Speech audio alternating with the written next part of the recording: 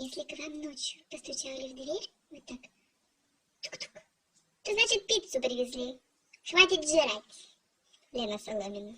Ночью привозят пиццу, то не одну, а две, потому что ты тоже жрешь, Катя Блинова, по ночам, а я днем. Ой-ой-ой, можно подумать, зато у меня бицепс. А у меня игры спортивные.